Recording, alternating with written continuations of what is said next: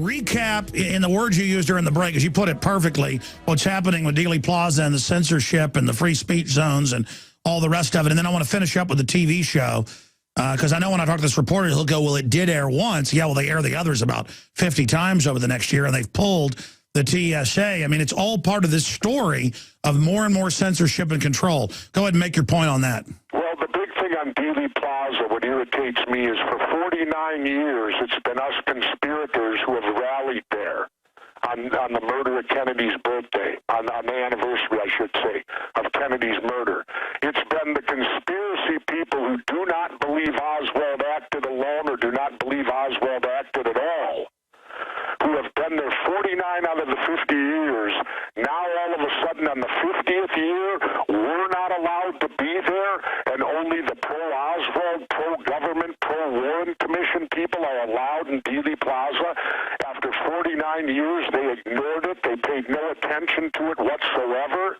And here on the big 50th anniversary, we're banned, and they're going to be allowed to be there. I think that's unconscionable and outrageous. And, Alex, you're on the right deal. Let's protest it. Let's get the masses, everybody that does not believe the Warren Commission should be there this coming year to protest government censorship. We've got a year. We can get thousands out there.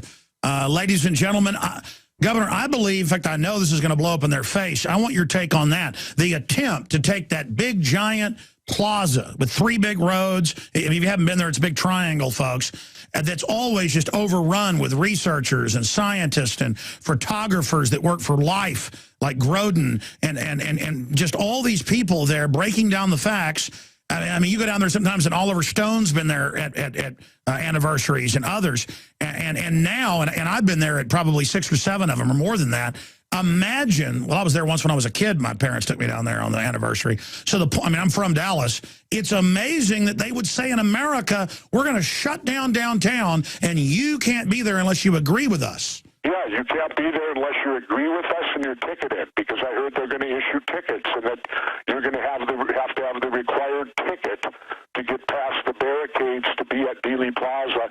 And I'm sure this year they'll have all these speakers will be there speaking and pointing to that Texas bookstore depository window, saying that's where the bullets were fired, and they'll ignore, of course, the picket fence of the grassy knoll where the fatal headshot was indeed fired from. Well, that's what's really going on, is that the fellow who used to be a conspiracy person who knew the truth, he was the one given control of the School Buck building that has that ridiculous museum that I know you've been in and covered.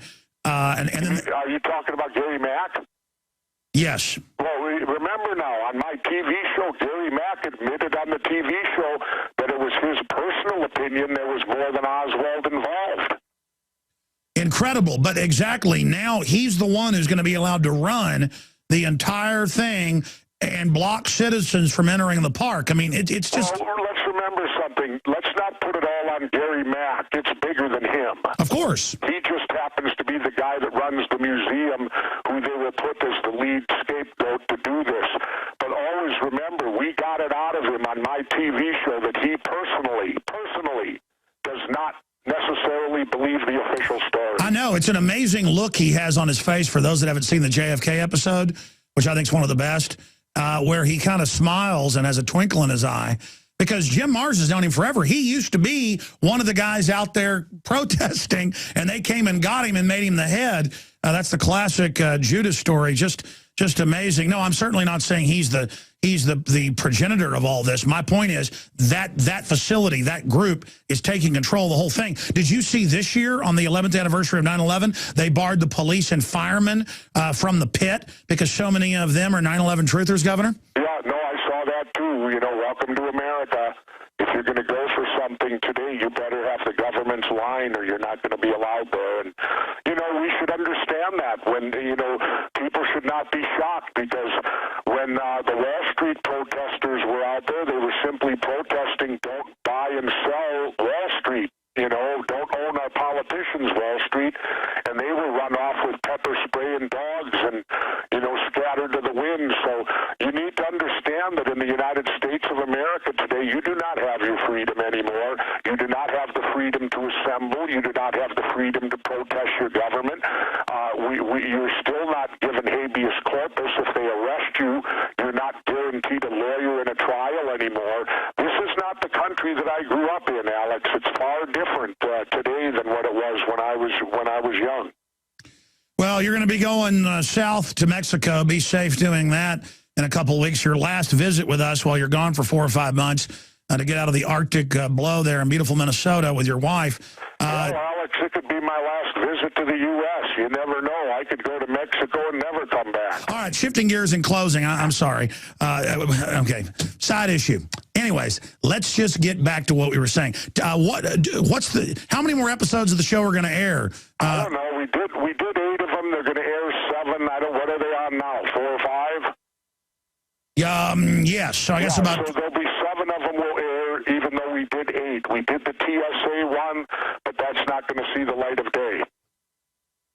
And that's the one you can talk about to Atlantic Magazine, because we completed it, we finished it, and it's their call that the public will not see it.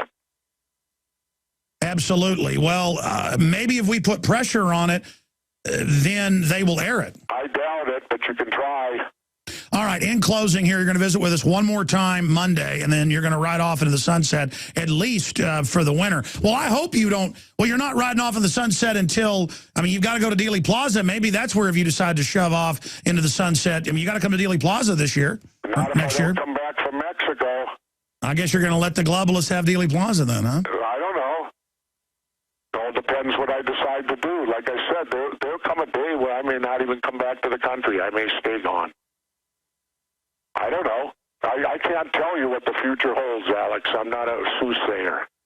I hear you. Well, and they're changing the days the show airs. I guess it's now Monday's the new day. Yeah, Mondays, I guess, unless they changed it again. They've changed it. They showed it once on Wednesday, and then they changed the time on Wednesday, and then the third show they showed on Monday. So I guess we're on Monday now, unless they shift us back to Wednesday again. I don't know. Yeah. Like I said, I'm not sure what's gone on with the show. All right. Well, I'm going to play a clip here and say bye to you off air, and we'll see you at noon next Monday. Okay, Alex. We'll talk to you next Monday at noon.